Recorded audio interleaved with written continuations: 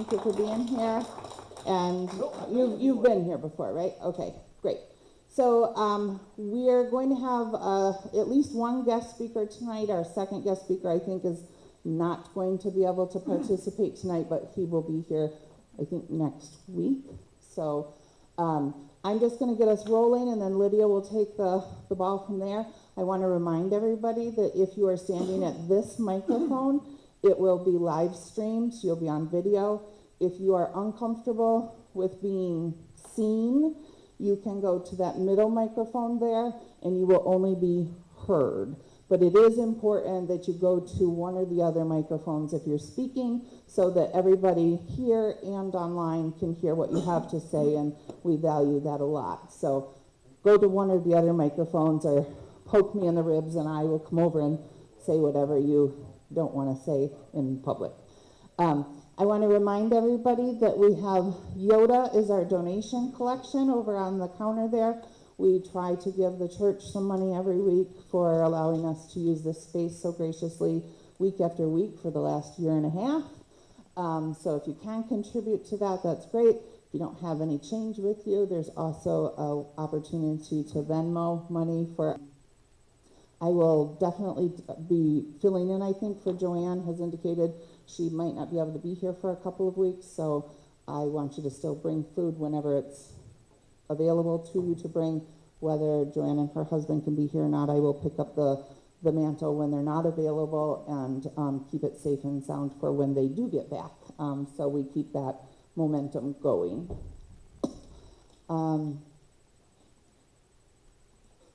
Is that all you wanted me to say? Perfect. Okay. Very good. Well, we'll get going with Lydia then. Again, welcome to our newcomers. If you would like to get on our email list so you get the agendas or copies of the notes, please see me and I will make sure that you get added. Actually, I just saw Zeke in the back there. Wave your hand again.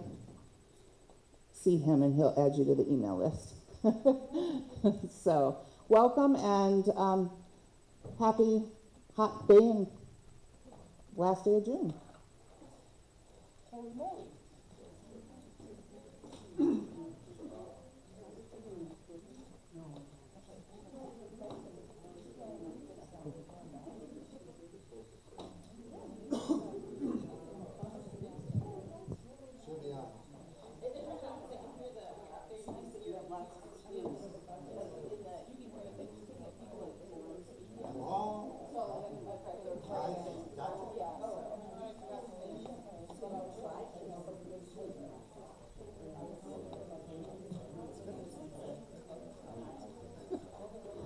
I forgot to let you guys know. I did bring a couple of extra 4th of July United States America Stars themed little flat fans. They're just sitting on the back table. If you would like one, please take one. You do not have to leave it here. They're just extra in my life, and I would love for them to go out into the community and live in the wild. Hey everybody, I'm Lydia Dorr. Just so you guys know, I've shut off the mic in the middle of the room, so if you guys get up to ask questions, just make sure you toggle the switch back on, and we're just getting some feedback, and I wanted to make sure people that were getting the stream weren't hearing background noise. So we're going to have Patrick Crowley come up and talk about the 96th District Court judgeship candidate. So if you want to come up, he'll come up for a few minutes, and we will save, are you going to stick around for a breakout table? So we'll save questions and stuff like that for the breakout table, Okay. And that way we can have a more one-on-one discussion about the answers. Sure.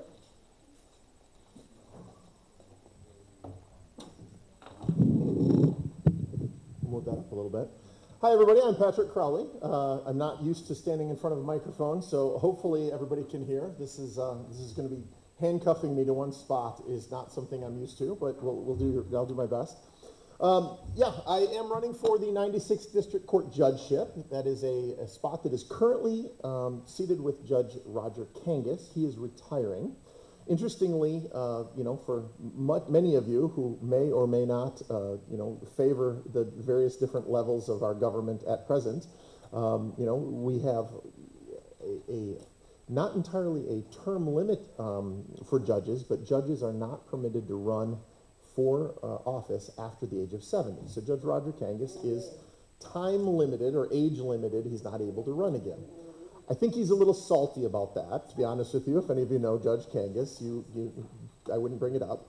But nevertheless, so I'm running for an open seat. There are two other candidates. I, however, happen to be,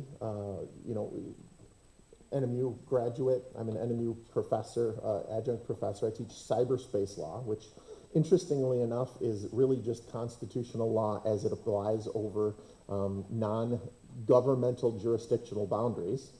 Say that a couple of times fast.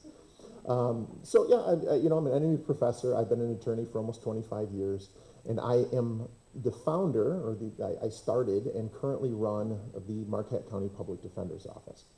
So, in my 25 years, I started. I started at Northern Michigan. I graduated with a computer degree, computer science, computer information systems degree. I was a bit of a computer nerd. I never really anticipated going to law school until my best friend, my senior year, decided, hey man, we should go to law school together. It's a great idea. So I ended up taking the LSAT with him, the law school admissions test, and to this day, he won't tell me what he got on the test, and I went to law school. so it worked out well for me, and I had initially hoped that I would be able to play football here at Northern, and unfortunately, while I am big and strong and fast, or was, I was singularly without talent. And when I saw, after a couple of weeks of practicing, I saw that my name was listed as a 17th string tight end. I figured that I probably better learn how to do a little bit better on my academics because football wasn't going to cut it. I went to the University of Dayton. I happened to have met a great girl while I was working up here the summer between. So when I was a law firm owner, I practiced in the areas of landlord-tenant, general civil, criminal law. I did a lot of family law as well. So I'm running for the district court here in Marquette. I've been back here for 8 years, fall into the category of indigency. So 94% of all criminal cases come through my office. I run the office. I have a staff of 19 people, 7 other attorneys and myself, where I largely have the most experience in my office. So I generally deal with my name's on the door. So I am the guy who deals with the problem children. I deal with the hard cases. I have a murder case coming up in a couple of weeks here, for instance. So, ton of criminal legal experience. I have in my background both the prosecutorial as well as defense experience. I can tell you with regard to cases, obviously there's a couple different kinds of cases. There's jury trials as well as bench trials that are cases that are held just in front of a judge. I am nearly certain, and I'm pretty soundly certain of this, I have more trial experience, frankly, than both of my opponents combined. So with regard to the time that I was a prosecutor as well as the time that I've been a defense attorney, trial work is what I do. So I largely live in the courtroom. I live in that courthouse and in that courtroom weekly. I'm there all the time. So, lots and lots of criminal law experience, lots and lots of the other types of experience of what you actually see in a district court. District court deals with misdemeanors. Felonies start there. Felonies end in the circuit court. Landlord-tenant cases, small claims cases, general civil cases, anything under $25,000 lawsuits kind of thing, as well as traffic cases. Okay? The district court is a court of limited jurisdiction, which means that they don't have the kind of cases where you're going to get,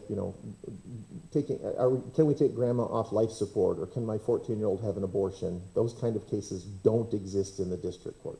Those are all up at a circuit court, so that is not this bench.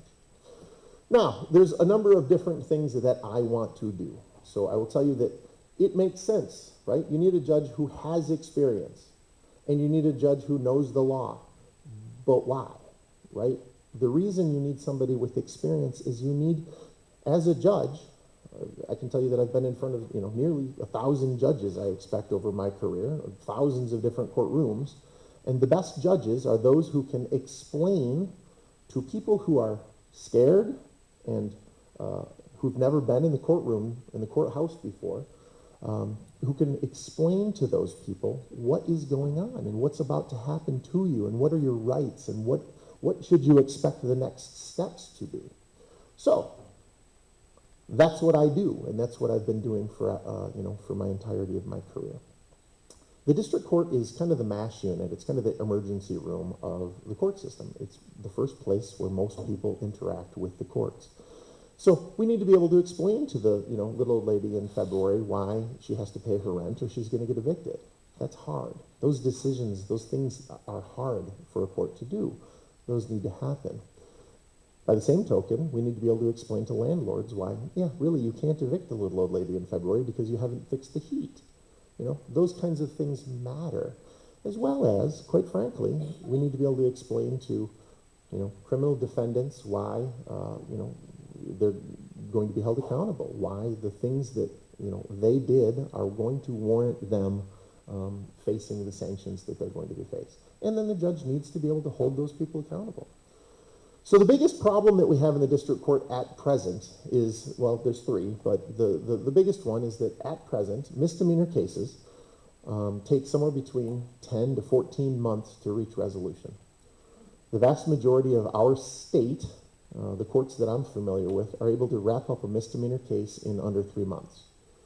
So if you are a victim, that's a year out of your life that you got to wait for that case to be resolved, and that's unacceptable. If you're a police officer, that's a year that you have absolutely no idea what's been going on in that case because you have a memory of about 3 weeks before you're so inundated with other cases that there's no way you can remember properly what was happening.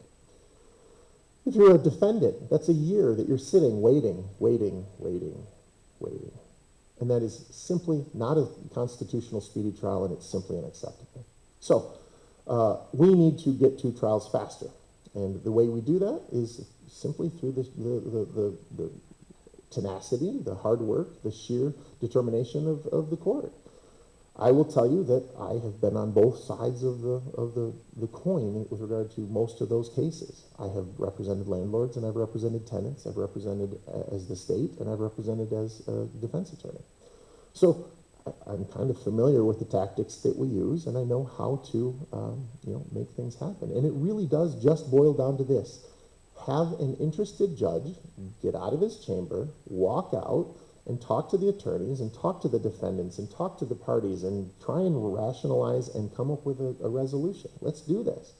It doesn't need to be some sort of secret, what the court's going to do. Ma'am, you just got convicted of, if you've just been offered a plea offer by the prosecution, if you take it, this is what I'm going to do. Take it or don't. I mean, it's entirely your choice. But knowing what the court is going to do up front lets that person make a decision rather than just roll the dice. Same with landlords. Same with tenants. They need to have some degree of stability and know what is going to, what they're going to be facing. Those are the kinds of things that I will bring to this bench. A couple of other very quick. We currently have a 54-page warrant list. So if you ran a red light 28 years ago and failed to pay your $80 ticket because you forgot about it or because you just told the court, I'm not going to pay it. Now if you get a speeding ticket, you're going to get pulled over, you're probably going to get arrested, your kids are going to be in the back seat crying, your car's going to get impounded, you're going to get taken to the jail, you're going to have to pay your own bond, you're going to have to appear in front of a judge. All for something that is a ridiculous waste of literally everybody's time.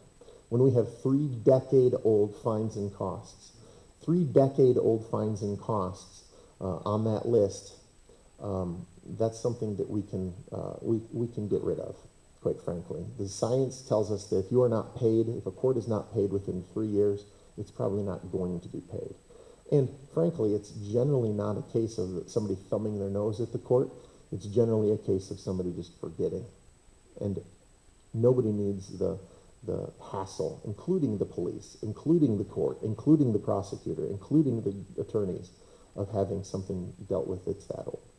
The third thing that I would very much like to do, and I've been writing about this both through the Public Defender's Office and through this campaign for years, is that Marquette County needs what is known as, we have a number of specialty courts. We have a drug court and a sobriety court, and the sobriety court is actually going to be within the purview of this judgeship. We need a mental health court.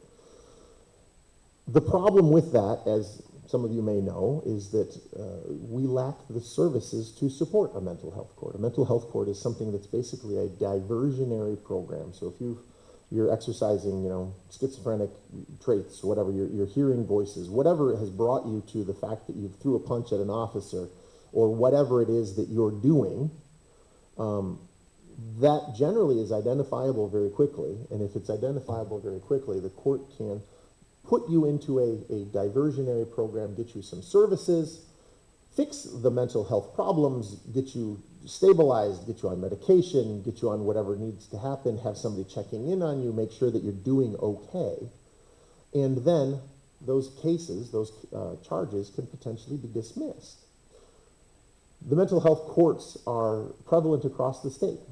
There's funding available from Lansing for that type of program.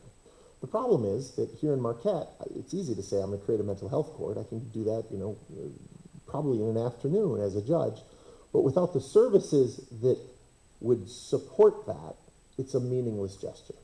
And how do we do that? We have to do that through grants from Lansing. There's really no other alternative, because unfortunately, our county commission is unlikely to have the funding available to support something like that. I mean, we're talking legitimate amounts of money. Doctors, therapists, some type of medical providers who can support, follow up, and provide medications, that kind of thing. So how do we get that here? I'm envisioning personally the old northern exposure where we Shanghai a doctor to come move to Marquette and make him live here for 4 years and provide mental health treatment to the citizens. With the right amount of funding, we can do something like that. Now, I acknowledge that type of thing is aspirational, but that is an absolute top-level goal for me.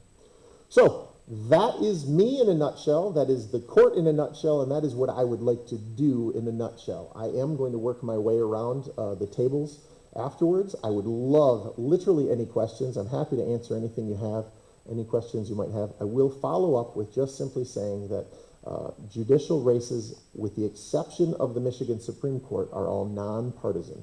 So rules of judicial conduct, canons of judicial conduct require that we remain nonpartisan. Obviously, I can't tell you how I'd rule on a particular kind of case or a particular case, but I can tell you kind of my thinking and my judicial philosophy, what it would be for certain types of cases.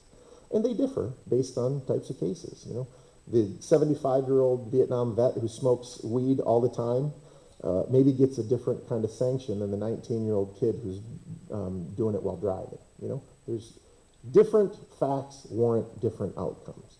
And that's where the experience component of my background comes in. So thank you very much. I very much appreciate it. Thank you for having me. I will talk to you all later. Thank you.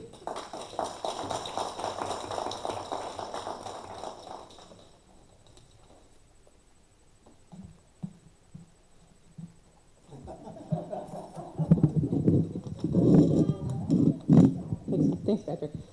Okay, we're going to go. It doesn't look like there's a ton of stuff, so we should get to breakout tables pretty quickly tonight. The first possible update is June 28th, the LSRI Westside membership gathering at Velodrome Coffee. Did anybody attend that? And would anybody like to give an update? Okay. Okay, no update. Sweet. Does anybody have any new information, suggestions, or any additional organization updates that they would like to provide?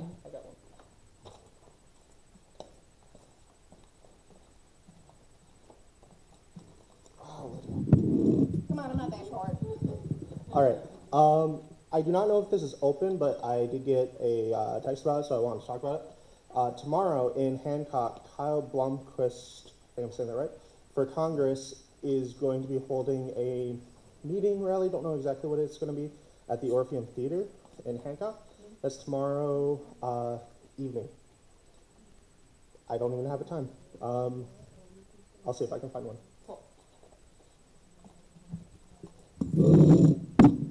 Ooh, I broke that. Just stop touching it, right? So breakout groups tonight, we're definitely going to have one for the float. And we're going to do one for Patrick, or he's going to walk around and float, and we can also have a table if you want to. So very loose. And then business cards. Do you want to have a business card table? No, because Paul's going over the draft. Okay, no business card table, just kidding. People with ADHD the job. It's not gonna take a lot. We're doing the best we can. We're achieving, we're making goals, making strides, we're gonna get there. And then, sorry.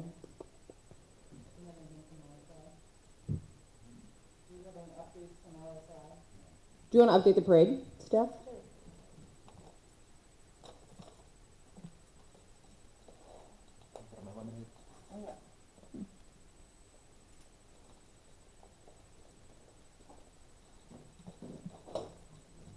I'm Chris Hendrick, and as far as I can tell, with all the cooperation everybody is offering up, things are moving right along. Since was not part of this last year, there's a lot of how does that work in my head, and people assure me, oh, don't worry, people will show up and all that. I want to make a pitch for showing up on Friday at the Zenti home to decorate the float, and we can hope we don't have weather like today for that. We have 2,000 constitutions, and Brad has one, he's holding it up right now. Those are the little pocket constitutions we will be passing out. Last year we had 1,000, and we ran out before the parade was over, so we doubled it this year. Many thanks to those who have already contributed, and especially LSRI. That was a pretty hefty contribution, and many of you have also contributed to reimburse for the purchase. We had to do it online with a credit card.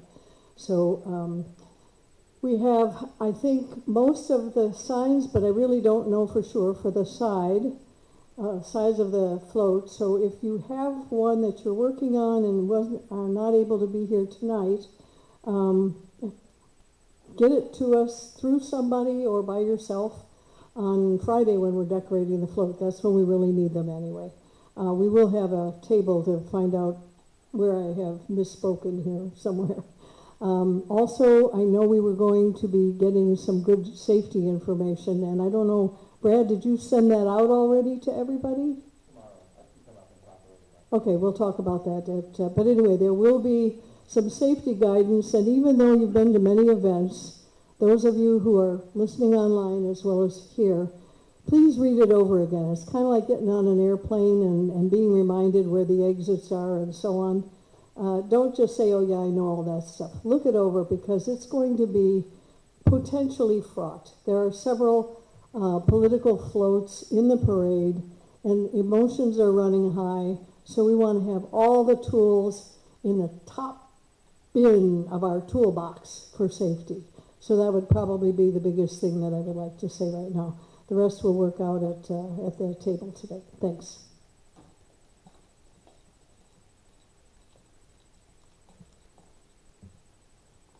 Just remember, just because it's hot out doesn't mean your tempers have to run high either. So action items, normal, use 5 calls to call your senators, and also you can do dial for democracy through voters, not politicians. There's a link on the agenda and also will be in the notes for the Protect the Chocolate Township wetlands, so please go there and provide feedback and see what you can do. Forsyth Township Planning Commission meeting is July 6th. Data centers will be on the agenda. There's 2 League of Women voters for the Marquette County Commissioners Candidate Forum. So there's one for District 1 and 3 candidates on Wednesday, July 8th at 6 p.m. at the Marquette Township Hall. And then there's the 96th District Judge Courtship candidates on July 9th at 6 p.m. again at the City of Marquette County Commission chambers. So I think that those will be, you can watch them in person, and I also think that they will be live streamed and held on YouTube for later watching. So it's nice that League of Women Voter does that, especially for our smaller local elections, because it can be really hard to find information about local candidates. So that's really awesome. New candidate Carl Newman from Marquette County Commission District 1 will be coming to Yoopers Unite on July 14th to give a talk. There's a new How the Supreme Court Works for Seniors on July 15th at 6 p.m. at the Federal Courthouse. And it's sponsored by the Marquette Senior Center. Pre-register by calling 906-228-0456. 6, and that number is on the agenda and will also be in the notes. Dr. Barb McQuaid is coming to Peter White Public Library on July 16th from 6:30 to 7:30, and there's a link there provided for more information. And then there's the new Supreme Court Roundup for seniors again at August 19th, 6 p.m. at the courthouse.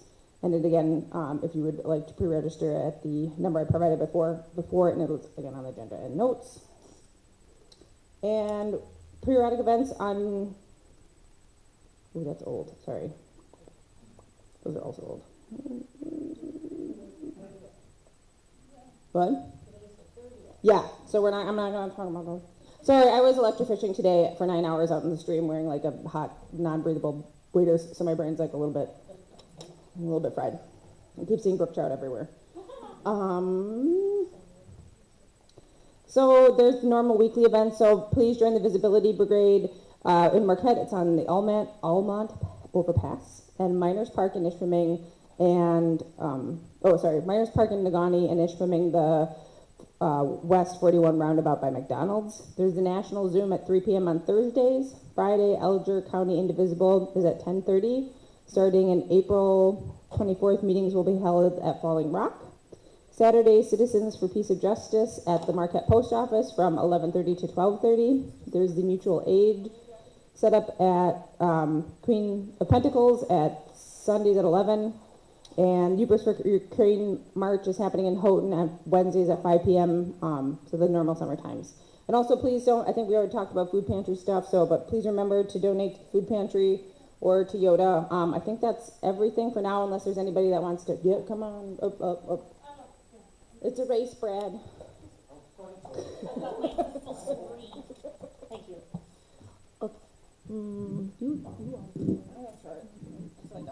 Oh, It's also flabby. Okay. Just lift up the goose. Okay. So, hi everyone, Tori here. I wanted to come to the mic because, and I meant to mention this earlier, but the heat has me not paying enough attention. Right now, there's a bill that's going to be discussed and voted on in the Senate. I don't have the exact date. It's called HR 7757.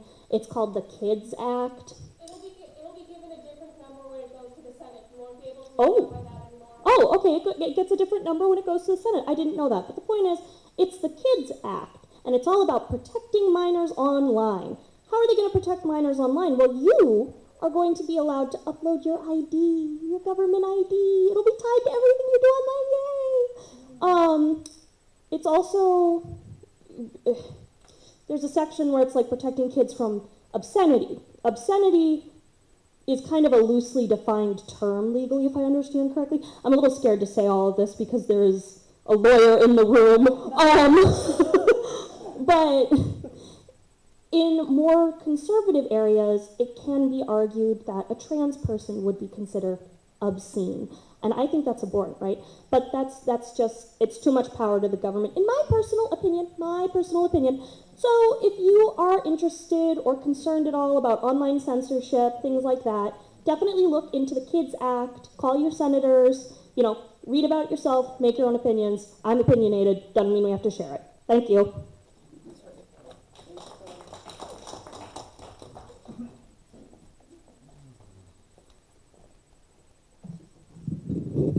I'm Brad Veely with Lake Superior Region Indivisible, and I just wanted to give a shout out to the election team, the LSRI election team. If you haven't looked at the website, the LSRI website, there's a whole new series of pages surrounding elections, and they have done an amazing job. There's so much information there. It's broken into 3 categories. One is just general voter information, how to make a voting plan, and the other one the other page is all about election protection. And then there's a really easy to navigate section on candidate information. They have just done an amazing job, and I was able to sit in on the election team, the rapid response team. We had an LSRI rapid response team, but that name has changed to election support team. And they had a meeting last night at Peter White Library. This is an amazing group. There's lots of things going on that we can get involved in to get involved with the elections. Anyway, so if you are not getting the newsletter, the LSRI newsletter, pick up a card. It's really easy to start getting the newsletter and to kind of keep up on what's going on in Indivisible Land. And the next newsletter will be coming out tomorrow, and it will have a lot of details about preparing for the 4th of July parade. We do need to be on our best behavior. I can kind of sum up what Barb Coleman, the safety team leader who is present and has an amazing team of people that are present at a lot of Yoopers Unite and LSRI meetings. I can sum up what she says in 2 words, or 3. Do not engage. So there, she shared some thoughts about how we can. There will be ample security and safety people, including the resources of the city of Marquette, as well as the sponsors of the 4th of July parade, but we can help them to be extra eyes on the parade. And it's not just about de-escalating conflicts that probably won't happen, but may, but it's also about keeping an eye out on and make sure everybody's staying safe. It could be kids running too close to floats. It could be somebody starting to falter in the heat. So let's all put on our hats and be good citizens and help the police and everybody else who's trying to keep this a really safe, amazing event. 249 years of democracy and 1 year of fascism. we're still here. Let's celebrate it. I'm looking forward to it. We need people to march. We only have 21 people who've signed up to march. So you can sign up through the newsletter or through the website, LSRI website. It would be great to have 50 people marching behind the parade, or behind the float. Also, tonight we have, like Chris was mentioning, we have these pocket constitutions, and on the other side they have the Declaration of Independence. So it's a special commemorative issue, 250 years. We'd like to put our labels on them, compliments of LSRI and how to get a hold of us. So we need some people around a table or a few tables tonight to maybe help us slap labels on pocket constitutions. I think so. Have we collected enough money to cover the cost, or are we still taking donations to cover the cost of the constitutions? We're still taking donations. Okay. Every little bit helps. Okay. Every little bit is fine. Every little bit helps, so we are taking contributions. If we can't, it'll be fine. Yeah. Okay. If you can, that's helpful. If not, there's a couple people who said that they would help cover the rest of it. Thanks, Chris. Okay, that's it. Thank you.